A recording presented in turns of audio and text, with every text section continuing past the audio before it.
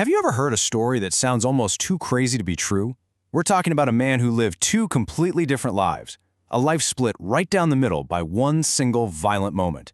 This is the incredible story of Saint Ignatius of Loyola. Okay, so let's just lay it all out there. On one side, you've got Inigo the soldier. Think vain, ambitious, a nobleman obsessed with fame and glory.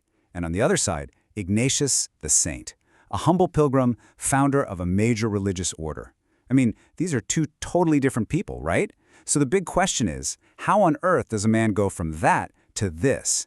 What could possibly trigger such a complete 180?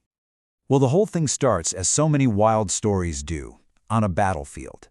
Picture this, it's 1521. Our guy, Inigo, is a proud soldier defending the town of Pamplona. He's right where he wants to be, chasing honor, making a name for himself. But fate had something else in store for him, and it came in the form of a cannonball. And look, the reality of this moment was just brutal. The cannonball didn't just nick him, it shattered his legs. He had to go through these agonizing surgeries.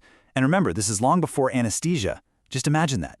It got so bad that by June, the doctors basically told him to get his affairs in order, to prepare for death. But then, on June 29th, something shifted. He started to recover. His life was saved, but his old life, that life of a glorious soldier, was completely over.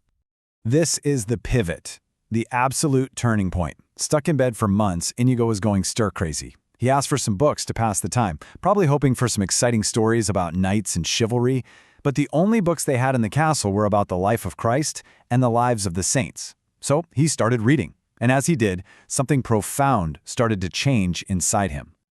One book in particular, De Vita Christi, was a real game changer. It wasn't just a story, it was more like an instruction manual. It suggested that he should try to visualize himself right there in the scenes of Christ's life. Now, for a guy like Inigo, a man of action, a man with huge ambition, this was a lightning bolt. He suddenly realized he could take all that energy, all that drive, and aim it at something entirely new, not for an earthly king, but for a spiritual one. So with this new fire lit inside him, he didn't just, change his outlook, he changed his entire existence. He knew he had to completely shed his old skin, and he did it in some of the most dramatic ways you can imagine. He actually travels to a monastery, lays his sword and his dagger down at an altar, swaps his expensive nobleman's clothes with a poor beggar, and just walks away. He ends up in a town called Manresa, living in a hospital, literally begging for food. And it was there, often in a cave, that he started mapping out what would become his famous spiritual exercises, a guide to help people figure out God's purpose for their lives. So what do you think a guy like this does next? Start a new church? Begin preaching on street corners? Nope. In this incredible act of humility, he realized that to truly serve God, he needed a real education. And so, at 38 years old, this once proud soldier went back to grammar school. He sat in a classroom, surrounded by little kids, to learn Latin from scratch. That decision to get an education eventually led him all the way to the University of Paris, one of the best in the world. And it was there that his own personal journey started to attract other people. He was no longer just some lone wanderer. He was becoming a leader. And you know what's so cool? This whole thing started so small, so organically. He was rooming with a couple of guys, Peter Faber and Francis Xavier, and he just started sharing the spiritual exercises he'd been working on. Pretty soon, a few other students joined them. They didn't have a big fancy name for themselves yet. They just called themselves the Friends in the Lord. And that friendship, that little group of friends, turned into something much, much bigger. In 1534, Ignatius and his first 6 companions got together and took formal vows of poverty and chastity. This was it.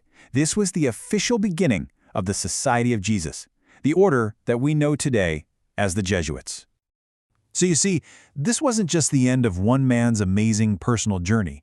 It was the start of a global movement, one that is still making a huge impact all these hundreds of years later.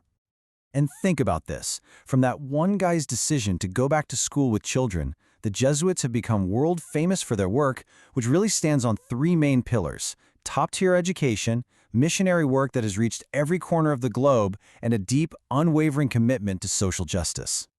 But beyond the schools and missions, his personal way of thinking became its own legacy. It's called Ignatian spirituality.